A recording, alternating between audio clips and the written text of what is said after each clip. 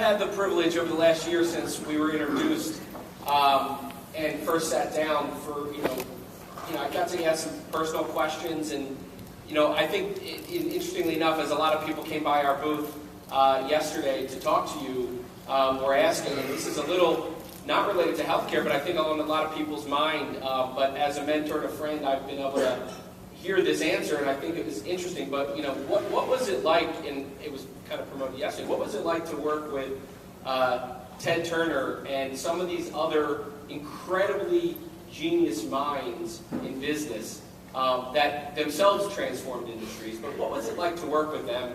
What was it like to acquire him and be a part of his team? Or for him to be part of your team? For those of you who used to read the Reader's Digest, they had a section called Most Unforgettable Person I've Ever Met.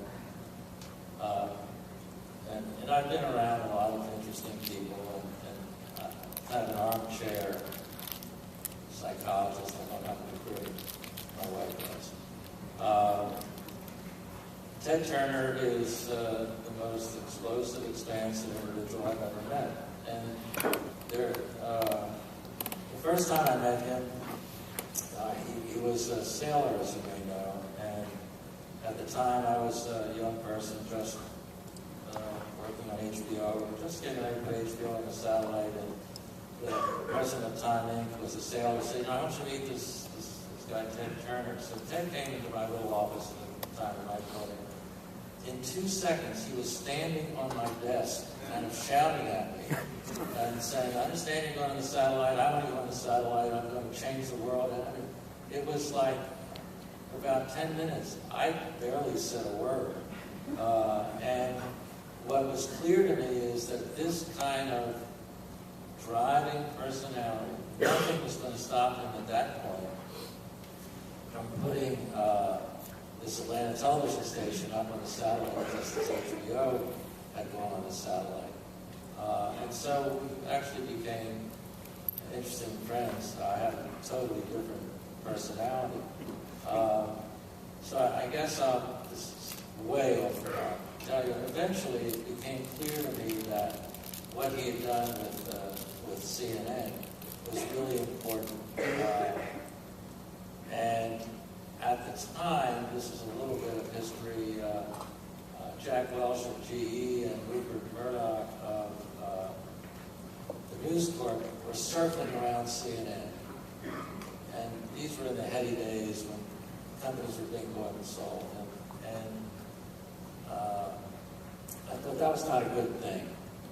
That really CNN should be housed in a company where there's a journalistic culture. Time Inc., Harry Luce, Time Magazine, all the magazines. And so I called him up and said, "Ted, I'd like to come and visit you, your ranch outside of Bozeman, Montana."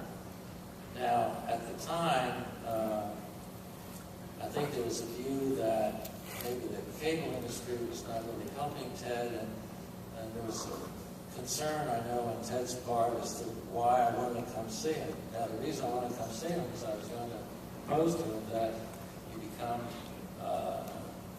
get married to Time Incorporated. So I get off the plane, and instead of Ted meeting me, I really shouldn't be telling the story, by the way. Instead of Ted meeting me, Jane Fonda drives up in a four-wheel truck.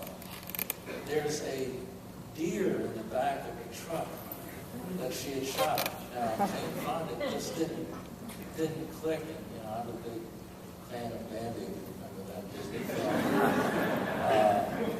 And she gets out of the truck, and I get off the plane. And the first thing she says to me, instead of, "How are you?" or "Why are you here?" "Excuse me, please." She said, "Don't fuck with my husband." And I thought, oh my goodness, I'm not here to persuade Ted Turner. I'm here to persuade Jane Fonda. But this is actually going to be a good thing, which in fact happened that day, and we kind of co-opted Jane. But and then I had the good fortune, which most people in Atlanta are still unhappy about, to name the ball field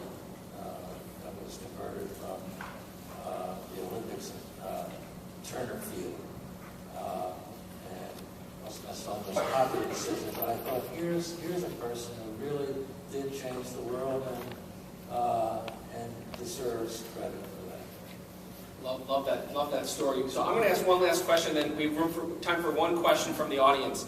Over the last decade, there's obviously been a tremendous amount of budgets that are at the, go to very few players.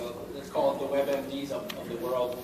And there's been a big shift, and a lot of the budgets from pharma is shifting to smaller startups that are doing entrepreneurial things, whether it's leveraging search data or truly pushing the envelope, safely pushing the envelope to try new things to help engage with patients. Why do you think pharma is shifting, and what can happen to shift more of those dollars away from just a few big players into smaller, more entrepreneurial ventures? Well, I think it's the inevitable movement from kind of gross measurement of audience delivery to something that's highly specific and in effect is almost transactional. That you're getting someone in relationship when they're ready to do something, to buy something, in this case, buy medication or therapy. I think this is the holy grail, and we've actually been working on it for years, is to actually get those individuals when they're in that position. And the only way you do that is to get as finely tuned a system of connection and communication and have a corresponding measurement system to be able to do that. So it's not taking anything away from, we still have Super Bowls and other big events and big media. But it's really, there's an opportunity now for what used to be generally the advertising industry to be more in what I would call e-commerce and transactional, where people are actually making a buying decision and you're right there with them. Excellent. Well, unless there's any questions, does anybody have any questions? Jerry's going to be in our booth all day today, so OrganizedWisdom's booth is in the other room. And yesterday he was had one of these tables and was holding court. So please come ask any questions. And Jerry, thank you not only for your mentorship and guidance over the last year, you're joining the board and becoming part of the OrganizedWisdom team, but truly for coming into an industry and I think hopefully giving people both inspiration and confidence that there is a moment of disruption that we're in the midst of, and that the very people in this room and the very people that are connected to people in this room are going to be living through a truly exciting time in health and wellness.